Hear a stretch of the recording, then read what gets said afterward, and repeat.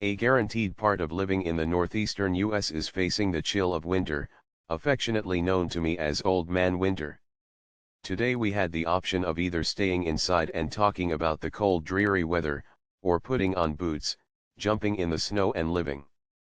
Instead of grumping about the cold, we decided to enjoy the storm. As the cold front swept across the east coast of the U.S., the snow fell inch after inch. The moment I stepped outside and felt the heavy wet snow, I knew that it could only mean one thing: it was a perfect day for a sled ride. It's been at least 15 years since my last traditional sledding experience.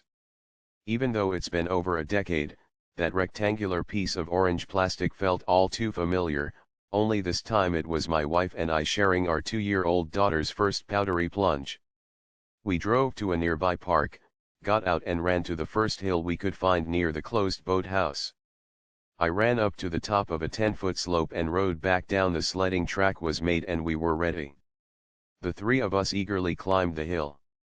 Our daughter was so ecstatic to be running through the snow and throwing snowballs, she almost forgot the reason we're near freezing. With our 2-year-old held in front of me, we both sat down as rehearsed, and 1, 2, 3, we were off to the bottom.